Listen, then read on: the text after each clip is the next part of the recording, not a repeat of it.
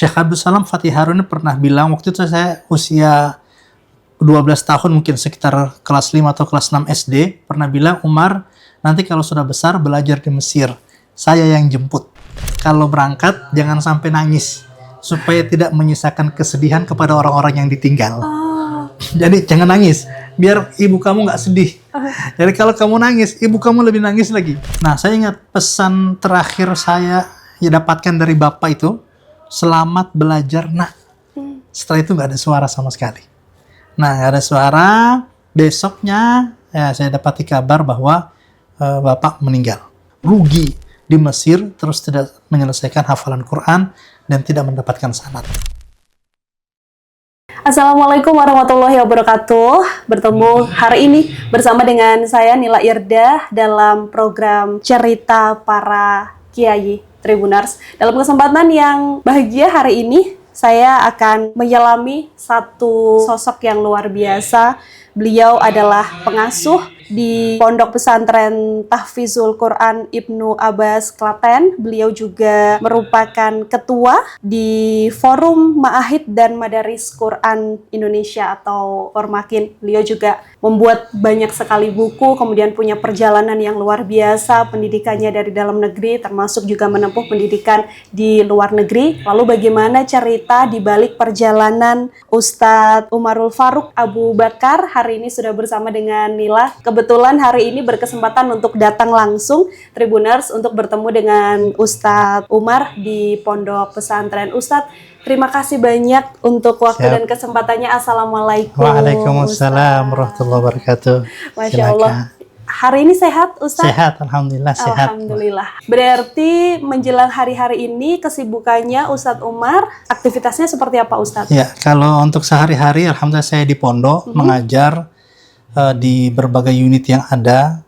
Kemudian juga aktivitas di Formakin, mengadakan kegiatan-kegiatan dengan para pimpinan pondok yang tergabung dalam Formakin ini.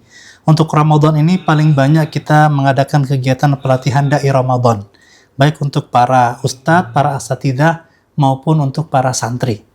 Terhitung mungkin sudah sekitar 4 pelatihan Ramadan, mau kelima dan seterusnya, yang kita adakan untuk membekali para santri dan juga para asatidah, agar Ramadan ini lebih bisa terjun dan masuk ke tengah-tengah masyarakat. Ini aktivitas yang memang rutin dilakukan di setiap bulan Ramadan? Ya, atau menjelang Ramadan, kemudian di kegiatan Ramadan, kita memang lebih banyak aktivitas untuk kegiatan penguatan, khususnya untuk para santri yang diterjunkan ke masyarakat. Kalau di Ponpes ini sendiri, Ustadz, mungkin sebelum nanti saya ingin lebih dalam soal kehidupan pribadi dan perjalanan Ustadz Umar begitu. Kalau di Ponpes ini sendiri mungkin sedikit bisa digambarkan ada berapa banyak santri, kemudian aktivitasnya hari-hari ini seperti apa, Ustadz? Untuk di Ibnu Abbas, kami ada sekitar 2.100 santri ya, dari berbagai provinsi di Indonesia, dan terdiri dari 5 unit pendidikan, yaitu pendidikan Kutab, kemudian Ma'had Ali, berikutnya SMP, SMA, dan juga Kuliatul Muallimin Al-Islamiyah. Nah, tersebar di 3 kampus. Ini yang kita sekarang, kampus Putra, ini berada di kampus 2, kemudian ada kampus 1 di Belangwetan, dan kampus 3 ada di Jatino. Oke, jadi totalnya ada 3 kampus. Ya, 3 kampus, ada 5 unit, dan sekitar 2.100 santri yang sedang belajar di sini. Kalau yang di sini kan Putra ya, Ustadz, ya, ini ada total berapa? Ada sekitar 700-an santri yang di kampus 2 ini. Santri. Nah, kalau santri melihat Ustadz Umar ini kan seorang pendidik, pengasuh begitu. Tapi mungkin banyak dari santri dan juga sebagian dari mereka juga banyak yang ingin tahu lebih dalam begitu Ustadz, perjalanan Ustadz Umar begitu. Ini kan Ustadz aslinya dari Gorontalo, betul? Betul. Dan berarti masa kecil dihabiskan di Gorontalo sampai umur berapa, Ustadz? Sampai SMA. SMA baru berangkat ke Mesir. Oh, Masya Allah. Dari kecil dihabiskan ke Gorontalo sampai dengan SMA. Kalau kita flashback mengingat pada masa kecil waktu masih di Gorontalo, hal yang paling masih diingat sama Ustadz Umar apa? Kalau di Gorontalo untuk Ramadan seperti ini memang sesuatu yang ngangenin ya. Karena memang suasana Ramadannya suasana yang hidup. hidup dengan amaliyah-amaliyah, dengan kegiatan-kegiatan, dan juga dengan berbagai aktivitas yang membuat orang terpacu untuk beribadah. Kalau untuk Gorontalo sendiri, saya bandingkan dengan Jawa ya, memang masih jauh. Apalagi kalau tempat saya itu di Tilamunta di Modelomo, masih dari Gorontalo masih jauh lagi, masih ada sekitar 3 jam lagi.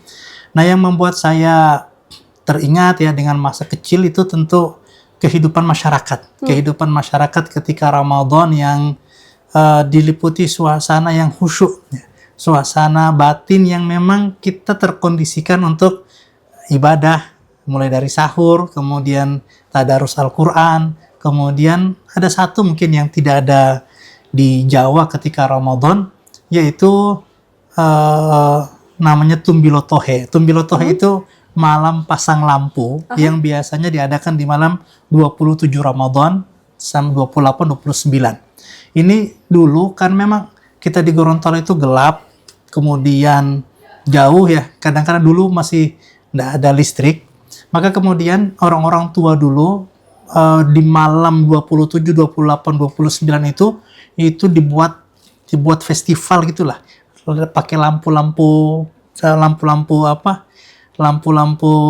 yang kecil-kecil itu, ya pakai minyak itu disebar kemana-mana supaya jalan ke masjid lebih terang. Nah, itu yang suasana yang ya dulu memang tujuannya untuk itu ya, tapi sekarang kemudian sudah jadikan bagian dari hiburan. Tapi itu sekalipun saya sudah jauh ya dari Gorontalo, tetap ketika malam 27 pasang lampu sendiri gitu ya. Karena ada satu kenangan, bukan soal lampunya, tapi satu kenangan yang ada di lampu minyak itu yang biasa kita gunakan di Gorontalo. Setiap malam 27 biasanya lebih ramai dengan tadarus sekaligus dengan malam pasang lampu itu. Udah jadi tradisi ya. Okay. Bisa di-search nanti, namanya Tumbilotohe. Tumbilotohe. Itu sudah jadi tradisi dan ternyata meskipun sekarang sudah tidak menetap di Gorontalo lagi, artinya Ustadz tapi tetap masih pulang. Kalau Ramadan seperti ini pulang ke Gorontalo juga. Nah, pada masa itu ketika kecil atau dari SD sampai SMA gitu, apakah memang menjadi seorang pendidik khususnya mendalami keilmuan agama begitu Ustadz, ini memang sudah dari awal menjadi cita-cita seorang Ustadz Umar atau perjalanannya seperti apa sih Ustadz? Ya, dulu di rumah saya itu dempet pondok. Jadi ini rumah saya ini pondok pesantren, namanya Pondok Pesantren Al Khairat Tilamuta. Nah, dulu di Al Khairat Tilamuta ini banyak para masyayikh, para guru dari Mesir datang kemudian mengajar di sana. Yang paling mengesankan namanya Syekh Abdussalam Fathi Harun. Syekh Abdussalam Fathi Harun pernah bilang, waktu itu saya usia 12 tahun mungkin, sekitar kelas 5 atau kelas 6 SD, pernah bilang, Umar, nanti kalau sudah besar belajar di Mesir, saya yang jemput. Nah, kata-kata Syekh Abdussalam itu terpatri dalam hati saya. Begitu pula sikapnya, begitu pula keahliannya dalam agama. Itulah yang pertama kali pada akhirnya membangkitkan harapan saya, besok saya harus belajar ke Mesir. Apalagi ditambah bapak saya itu pernah sebetulnya sebelumnya ingin berangkat ke Mesir, tapi gagal karena miskin, tidak punya kesempatan untuk berangkat. Maka kemudian anak-anaknya juga dimotivasi, kalau kalian bisa berangkat, ayo wujudkan mimpi bapak yang belum terwujud. Akhirnya 3 orang, saya, adik saya, kemudian yang ketiga, itu kami bertiga berangkat ke Mesir, mewujudkan mimpi bapak sekaligus memang cita-cita kami sejak lama. Ketika masih SD, saat bergaul dengan para guru-guru dari Mesir itu. Dan artinya sudah sedari kecil memang sudah punya niat untuk kemudian nanti suatu hari, karena kebetulan orang tua tidak bisa terwujud keinginannya untuk ke Mesir, maka anak-anaknya yang berangkat. Ini ada di sini Mbak, di buku ini saya tulis sepenggal cerita dari Kairo ke Istanbul. Itu ada di situ, saya tulis dengan detail. Dan memang alhamdulillah terwujud. Ke Mesir, saya ketemu dengan Syekh Abdussalam, itu rentang waktu dari kata-kata itu diucapkan sampai akhirnya berangkat ke Mesir sekitar 7 tahun. Dan akhirnya saya benar-benar datang ke Mesir dan juga datang ke Syekh Abdussalam di Provinsi Marsa Matruh, sekitar 400 kilo dari Kairo. Ketika pertama kali akhirnya bertemu setelah 7 tahun itu, apa yang dibicarakan atau bagaimana rasanya Ustadz? Ya, pertama bahagia, kemudian kita nostalgia tentang beliau dulu pernah di Gorontalo seperti apa. Kemudian saya lebih ke minta nasihat apa yang saya harus lakukan selama di Mesir ini. Oke, meskipun Mesir ini kan sudah menjadi keinginan Ustadz dari awal begitu kan, tapi ketika meninggalkan Gorontalo lalu menempuh pendidikan untuk ke Mesir dan sebagainya, rasanya pada saat itu dilemakah, ada sedihnya kah, ya sekaligus bangga bisa mewujudkan mimpi orang tua atau seperti apa Ustadz? Jadi memang antara harapan yang ingin diwujudkan dengan rasa sedih karena baru itu meninggalkan kampung halaman. Cuma ada satu pesan bapak saya yang saya ingat, kalau berangkat jangan sampai nangis supaya tidak menyisakan kesedihan kepada orang-orang yang ditinggal. Jadi jangan nangis, biar ibu kamu nggak sedih. Jadi kalau kamu nangis, ibu kamu lebih nangis lagi. Jadi saat itu memang saya benar-benar tahan itu ya, nangisnya itu pas di pesawat gitu ya, setelah meninggalkan Gorontalo. Nah, alhamdulillah ada juga teman seperjuangan saya itu, namanya Ustadz Izul Islam, nah, sekarang sudah balik. Itu ya kami sama-sama waktu itu berdua berangkat dari Gorontalo untuk belajar di Mesir. Alhamdulillah saya menyelesaikan di Mesir, kemudian juga sempat ambil S2 ya, tapi tidak selesai. Kemudian juga di Lembaga Fatwa Mesir sempat di Darul Iftah Al-Misriyah, lalu kemudian kembali dan melanjutkan pendidikan di Indonesia. Yang paling terkenang ketika menempuh pendidikan di Mesir, yang sampai sekarang juga menjadi salah satu bekal bagi Ustadz Umar begitu ya, apa Ustadz? Kesederhanaan para guru serta kedalaman ilmu. Jadi Masya Allah sampai sekarang kalau kita tanya ke teman-teman dari Mesir, rata-rata dua itu yang tidak tergantikan. Pertama, guru-guru yang ada di Mesir itu memang dari segi ilmu, segi pengetahuan, memang sangat dalam pengetahuannya, pemahamannya, dan yang kedua sangat sederhana. Kebersahajaan itu kelihatan sama-sama dengan kita di bis, sama-sama dengan kita di di masjid, sama-sama berdiskusi. Padahal beliau adalah seorang profesor doktor itu ya. Nah, kesederhanaan ini akhirnya ketika kami kembali ke Indonesia itu sedikit banyak berpengaruh. Rata-rata teman yang di Mesir dan pernah bergaul lama dengan para guru di Mesir, dua hal itu kemudian mereka bawa pulang ke Indonesia, yaitu kedalaman ilmu dan juga kebersahajaan, kesederhanaan dalam kehidupan sehari-hari. Nah, itu kemudian yang kita bawa ke pondok. Akhirnya ya memang pondok ini ya kita urus dengan profesional, tapi tetap dengan bersahaja dan sederhana. Gitu. Tapi ada masa-masa sulit yang kemudian dialami tidak Ustadz? Kan kalau di rumah juga pasti kangen orang tua, itu hal yang pasti terjadi begitu. Atau mungkin ada masa-masa yang pada momen itu terasa sulit sekali ketika menempuh pendidikan di luar negeri? Untuk momentum Ramadan seperti ini, saya 7 kali Idul Fitri tidak pernah dengan orang tua. Dan itu sesuatu yang menyesakkan sebetulnya ketika lihat orang lain lagi Idul Fitri dengan keluarga, sementara kita di perantauan harus menyendiri gitu ya. Di pojok rumah tinggal, waktu itu masih sulit, bahkan nelpon pun sulit. Saya komunikasi dengan orang tua pakai surat. Waktu itu masih kirim surat itu pun kirimnya di kantor pos itu. Pos, kemudian nanti bacanya itu 1 bulan berikutnya dapat balasan, dan seperti itu. Dan alhamdulillah saya lihat ternyata surat-surat saya itu masih disimpan sama orang tua waktu balik ke Gorontalo. Dan itu masa-masa yang rindu, menahan rasa. Sekarang kelihatannya lebih mudah. Teman-teman yang sekolah di Mesir untuk kembali ke Indonesia kelihatannya lebih mudah. Cuma masa-masa saya itu memang sulit. Jadi kita berangkat pertama dan nanti pulang ketika selesai. Nah, masa-masa itulah kemudian masa-masa yang kita harus menanggung sendiri. Termasuk dalam hal kehidupan ya, bagaimana caranya saya untuk bertahan hidup, selain belajar memang bekerja, Pak. Anda bekerja jadi cleaning service lah, jadi bantu-bantu di mana, jadi nerjemah buku atau nulis buku atau kegiatan-kegiatan yang lain supaya nanti bisa bertahan hidup. Dan alhamdulillah semua pengalaman itu pada akhirnya yang membentuk pikiran, perasaan, ketemu dengan banyak orang yang Masya Allah tidak nyangka beberapa teman yang seangkatan itu sekarang memegang beberapa peran penting di Indonesia saat ini.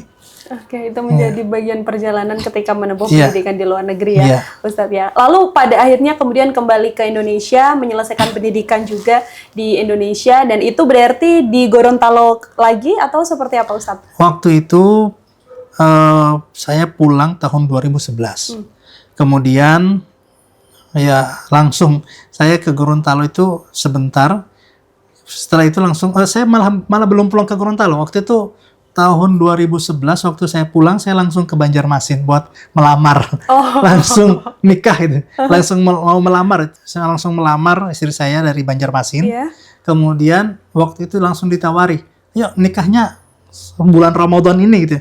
Kan melamarnya itu 3 hari sebelum Ramadan. Oh, Masya 3 Allah. hari sebelum Ramadan, lah kata mertua itu, "Sudah nggak usah pulang, langsung diterima lamarannya, kemudian nikahnya nanti tanggal 21 Ramadan." Oh, saya bilang, "Iya, saya belum 7 kali Idul Fitri belum pernah Idul Fitri dengan orang tua. Untuk kali ini saya mau pulang. Nanti setelah Ramadan saya balik lagi." Akhirnya saya pulang ke Gorontalo bersama bersama kabar gembira itu, bawa kabar gembira karena lamarannya sudah diterima.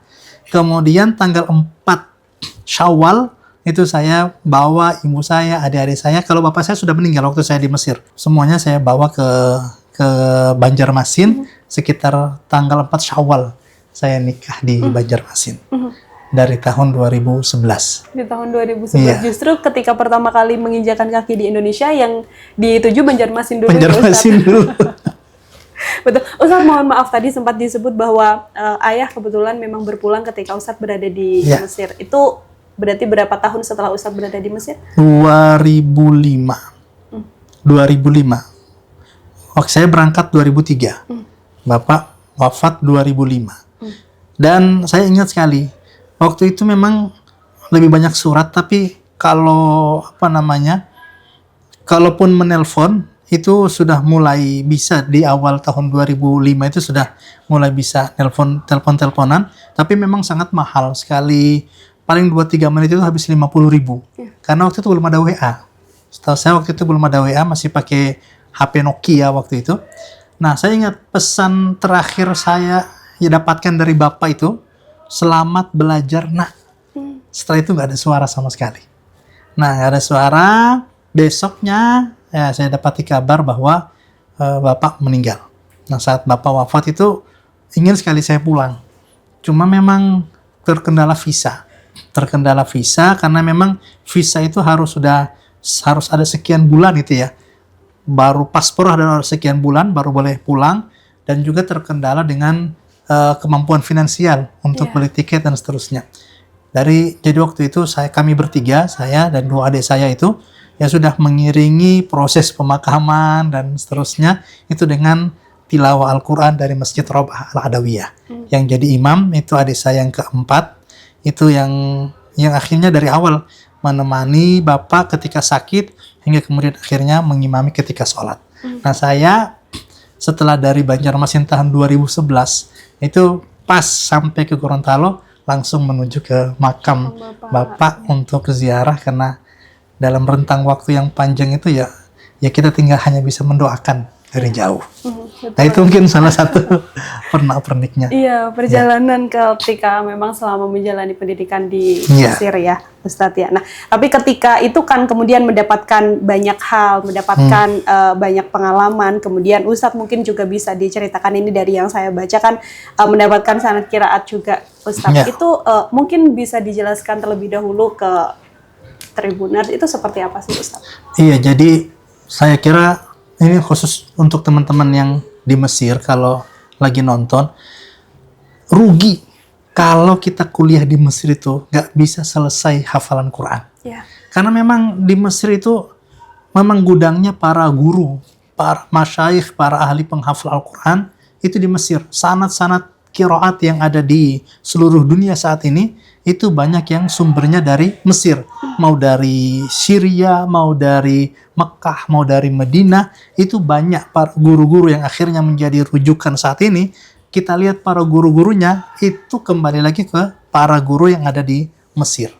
Maka ini yang selalu saya nasihatkan kepada para murid saya yang di Ibnu Abbas, yang mau melanjutkan ke Mesir.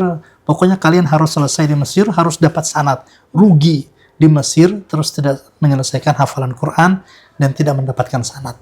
Nah, proses saya mengambil sanad itu ketika di Mesir. Lalu kemudian dilanjutkan ketika saya pulang ke Indonesia, dan alhamdulillah saat itu saya belajar dari Syekh Abdul Hamid Qurqur, Abdul Hamid Ahmad Isa Qurqur. Itu beliau yang datang ke sini, Mbak. Masa-masa itu waktu masa corona itu ya. Masa corona itu beberapa saat sebelum corona itu beliau mengajar di sini, dan beliau setiap tahun juga datang ke Indonesia. Datang ke Indonesia sebulan, 2 bulan.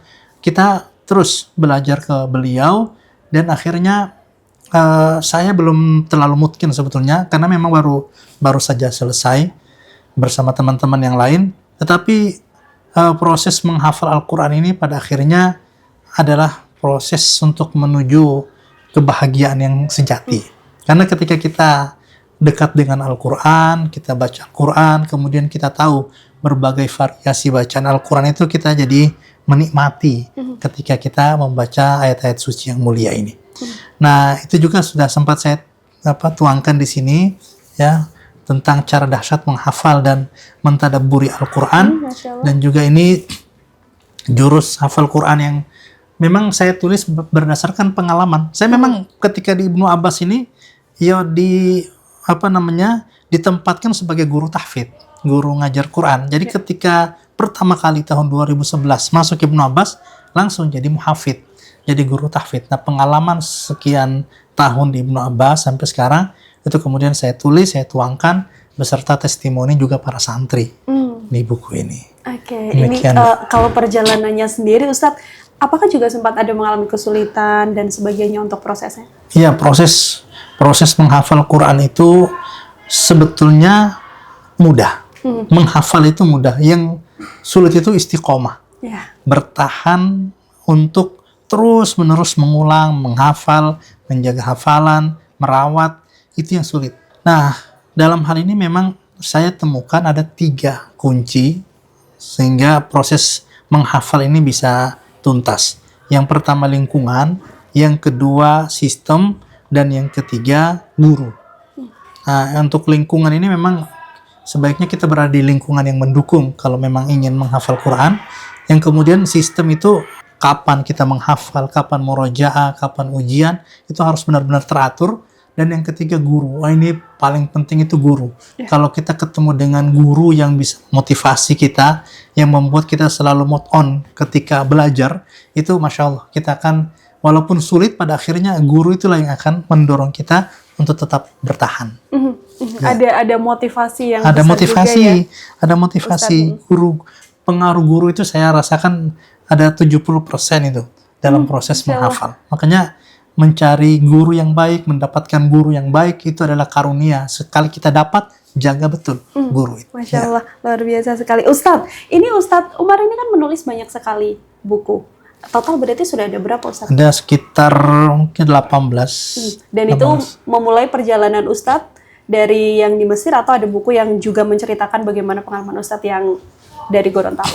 Ya, kalau untuk cerita hidup ya ketika di Mesir maupun ketika belajar dulu di Gorontalo, itu saya tuangkan di sini ya, di buku Sepenggal Cerita dari Kairo ke Istanbul. Ya, Masya Allah.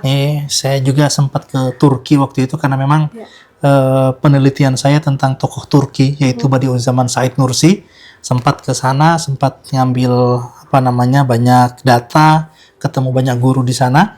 Kemudian juga selebihnya sebetulnya isi hasil bacaan, kemudian pengalaman. Kalau untuk buku khusus yang ini memang ini bapak saya, Ustadz Muhammad Abu Bakar, sama ini Ustadz Umar Al-Amri yang mendirikan Al-Khairat. Ini saya tuangkan juga di sini, termasuk cerita-cerita masa kecil dengan bapak, sempat saya tuangkan di buku ini. Kemudian kalau untuk yang proses menghafal Quran ini memang best practice saya pribadi, nasihat-nasihat guru, ini saya tuangkan di sini.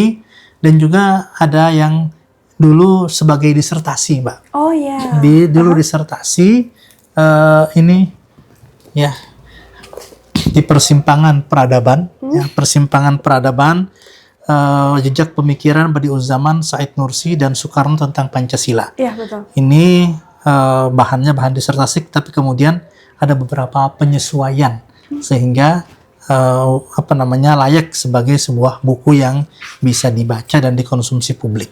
Ya, jadi menulis itu ya sebetulnya berangkat dari suka, kemudian ya dalam proses menunggu, dalam proses bekerja, ya kita meluangkan waktu untuk biar pemikiran kita, ide kita tuh nggak hilang. Menulis bagian dari hobi atau bagian dari cara Ustadz untuk kemudian bisa menuangkan apa yang ada di pikiran agar kemudian bisa dirasakan juga oleh orang lain yang mungkin juga mengalami perjalanan yang sama, Ustadz? Ya, jadi memang saya ingin berbagi. Kalau kata orang-orang kan menulis itu bekerja untuk keabadian gitu ya. Kita sudah meninggal, mungkin tulisan kita yang masih akan bisa dibaca oleh orang lain. Nah, proses menulis ini sebetulnya lebih banyak ke proses masa-masa menunggu, Mbak. Jadi waktu itu saya menunggu dari S1 menuju S2, dari S2 menuju S3. Nah, masa-masa menunggu itu terus kemudian yang saya manfaatkan untuk menulis. Jadi memang kadang-kadang menulis itu bagian dari istirahat. Jadi saya nulis ini nulis tesis saya di UMS itu tentang siasat syariah maliyah atau politik keuangan kebijakan moneter Utsman bin Affan. Nah, dalam itu kan agak berat juga itu, nyari-nyari idenya juga kadang-kadang nggak ketemu. Nah, istirahatnya ngerjain yang lain. Nah, ngerjain yang lain ternyata malah jadi buku gitu. Sama ketika di UII juga begitu. Ngambil nulis disertasi, ketemu beberapa hal yang unik, hal baru, ya ternyata malah ini yang selesai duluan. Tapi nggak apa-apa. Itu bagian dari proses perjalanan hidup ya. Kadang-kadang kita nggak selesai di sini, yang selesai malah di sini. Iya, ini sudah ada di 18. Yang paling baru berarti apa, Ustadz? Ada judulnya Saat Ayat Suci Menyentuh Hati. Nah, itu juga dari beberapa hasil bacaan, kemudian saya tuangkan menjadi sebuah buku. Nah, kemudian ini kan ada beberapa pelatihan Ramadan. Nah, kemudian akhirnya sebagai panduan saya juga menulis ini Cahaya Majelis Ramadan dan Idul Fitri. Ini sebagai panduan para dai Ramadan, para santri ketika terjun ke masyarakat, kemudian mereka harus menyampaikan apa. Nah, ini sudah saya susun sebagai bahan panduan untuk praktis ketika mereka datang ke masyarakat, sudah bisa langsung tahu apa yang harus dilakukan. Ya, seperti itu. Itu mengenai perjalanan Ustadz sampai dengan nulis buku. Tapi tidak hanya sebagai pengasuh saja yang kemudian menulis buku, punya pengalaman yang luar biasa di Mesir. Tadi kan sosok menjadi ayah kan juga menjadi peran yang luar biasa juga ya, Ustadz Umar. Kalau mungkin boleh diceritakan sedikit soal bagaimana Ustadz kemudian di keluarga bersama anak-anak. Apakah sosok yang dilihat oleh anak-anak di pondok ini juga adalah sosok yang sama yang kemudian dirasakan oleh anak-anak dari Ustadz Umar? Jadi kemanapun saya pergi, saya ingin anak-anak itu ada di hati saya dan bersama saya. Maka saya langsung taruh di balik di balik handphone ini. Fotonya ada ya Ustadz ya semuanya. Ada berapa Ustadz? Ada 5, Mbak. Ada 5. Yang pertama ini SMP, kemudian yang kedua kelas 5, yang ketiga ini masih kelas 2, berikutnya yang kedua masih di TKB ya. Masih di. Nah, ini saya berusaha dimanapun saya berada, anak-anak ada di hati, kemudian selalu saya bawa, ada kesempatan untuk komunikasi. Dan rata-rata kalaupun saya beraktivitas, rata-rata ya di rumah itu Isya paling sudah di rumah. Nah, ketika di rumah itu HP-nya disimpan, udah saya main aja sama anak-anak, entah main kuda-kudaan, entah main salto-salto. Karena memang anak saya laki-laki, satu yang perempuan sudah di rumah. Jadi kalau laki-laki itu ya ibunya sendiri yang pusing gitu ya. Tapi ya itulah cara kita untuk lebih mendekat ke anak. Sehingga kalau selama ini saya rasakan, alhamdulillah anak-anak itu ya rasa-rasanya dekat dengan saya semuanya. Dan tidak ada yang kemudian bertanya, entah misalnya, kenapa ayah tidak di rumah bersama kita sepanjang hari dan sebagainya. Pertanyaan itu pernah muncul tidak, Ustadz? Ya, lebih kepada kangen main. Oh gitu. Ya, kangen main, pengen main. Abi kapan pulang kita? Kapan kita main lagi? Nah, Biasanya gitu kalau Abi ayo pulang, kita main, pengennya main. Karena memang masih usianya ya, Iya. masih kecil. Karena untuk aktivitas saya sendiri sebetulnya saya juga aktif di kerelawanan. Iya. Kerelawanan saya ikut Prozis. Prozis itu lembaga kemanusiaan di Ibnu Abbas. Kemarin baru ke Aceh. Nah, tahun lalu saya ke Yordania bawa bantuan. Insya Allah tahun ini juga berangkat. Kemudian juga kegiatan-kegiatan kemanusiaan yang lain. Nah, itu kadang-kadang memang kalau pas lagi kegiatan kemanusiaan itu panjang waktunya. Kadang-kadang sampai seminggu. Tapi itu insya Allah komunikasi tidak putus. Karena tetap telepon, tetap berkabar ke anak-anak yang ada di rumah. Itu tetap Mbak. peran sebagai Iya. ayah meskipun di tengah kesibukan juga tidak Harus selesai tetap gitu. Iya, dijaga betul. itu. Oke, Ustadz mungkin dua hal terakhir dari saya sebagai seorang pengasuh, sebagai seorang Ustadz dengan perjalanan yang begitu luar biasa. Kalau dari Ustadz sendiri ada tidak sih mungkin ketakutan tertentu terhadap ilmu yang mungkin bisa tidak terserap ke anak-anak gitu, atau mungkin ketakutan sebagai seorang Ustadz Umar itu apa? Ya, jadi kita perlu punya rasa takut gitu ya. Kita perlu merawat rasa takut itu sehingga dalam hati itu kita masih berharap.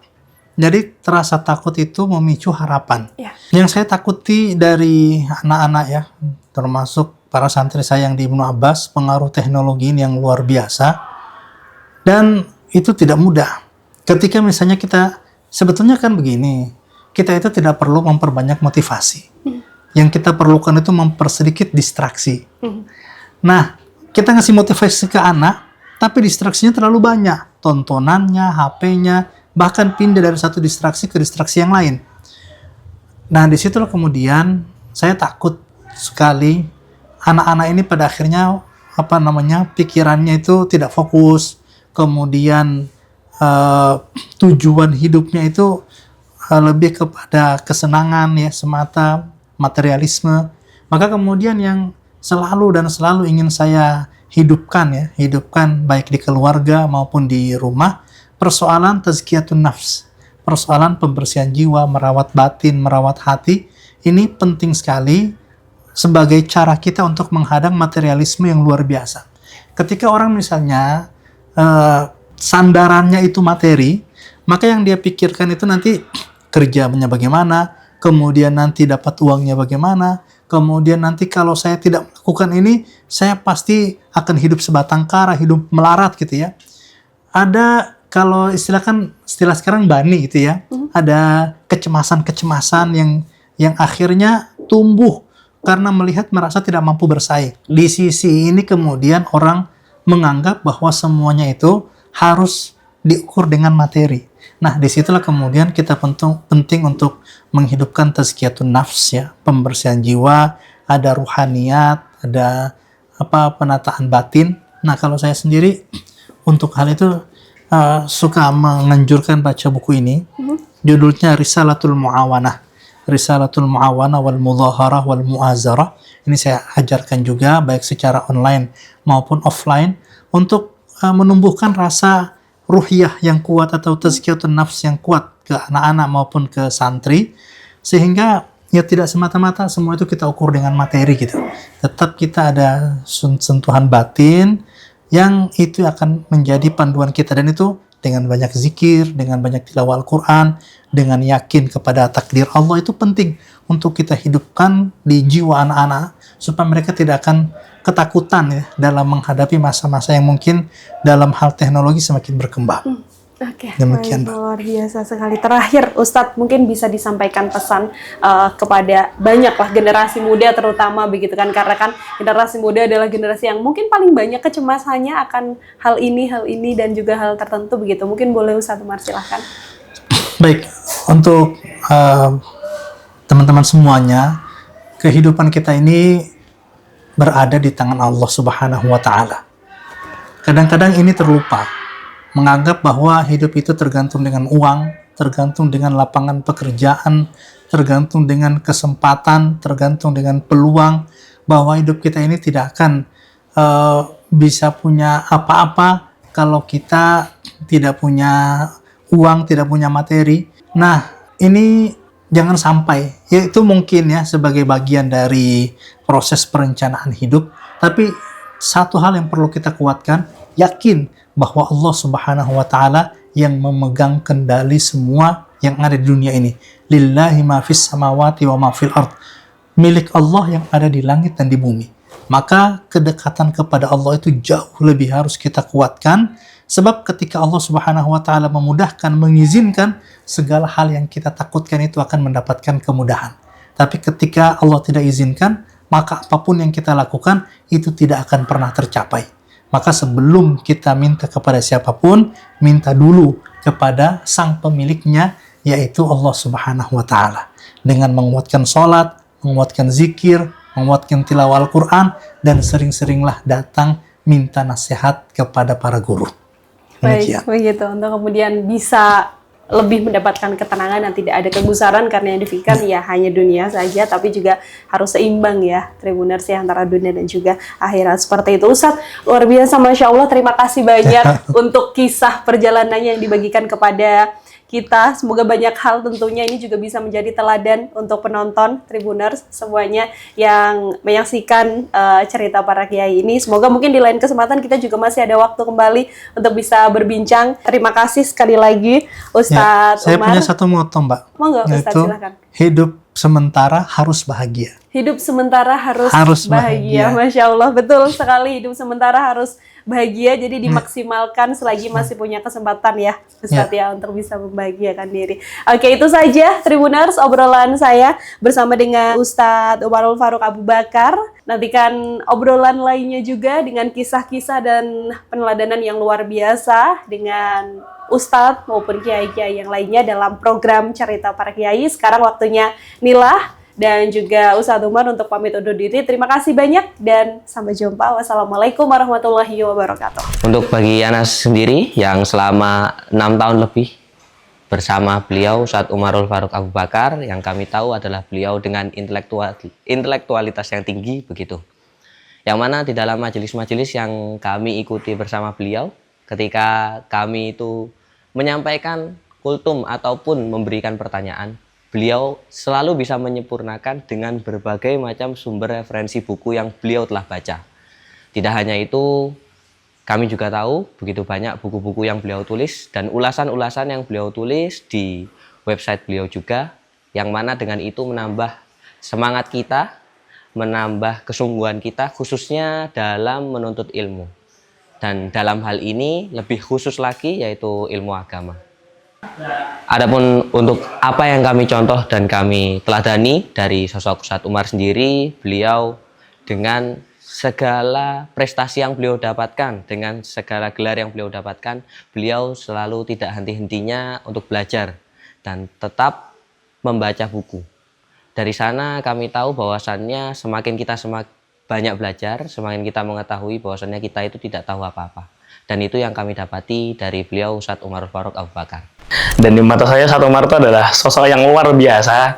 Beliau ketika halaqah tuh bisa menghubungkan antara ayat Quran dengan kehidupan kita secara relate begitu. Jadi pada akhirnya kita dari apa yang disampaikan Ustadz Umar, kita mengerti bahwa ayat Quran itu nggak cuma sekedar ayat begitu, tapi juga itu benar-benar Allah turunkan ke manusia, kepada manusia, karena memang relate sekali dengan kehidupan manusia. Dan selain itu, selama saya halaqah dengan Ustadz Umar itu beliau wawasannya Masya Allah luar biasa luas sekali. Dan setiap kali halaqah saya selalu alhamdulillah mendapatkan ilmu baru, mendapatkan wawasan baru, dan mendapatkan cerita-cerita baru yang mana itu jarang diceritakan oleh ustadz yang lainnya begitu. Jadi ini kalau pendapat saya pertama tadi, bahwa beliau itu pandai mengkorelasikan antara ayat Quran dengan kehidupan manusia, dengan peristiwa-peristiwa yang terjadi di sekeliling kita. Dan yang kedua, wawasan beliau luas sekali, ilmu beliau luas sekali, dan itu membuat saya betah banget ketika halaqah dan mendengarkan Ustadz Umar berbicara. Download Tribun X sekarang, menghadirkan lokal menjadi Indonesia.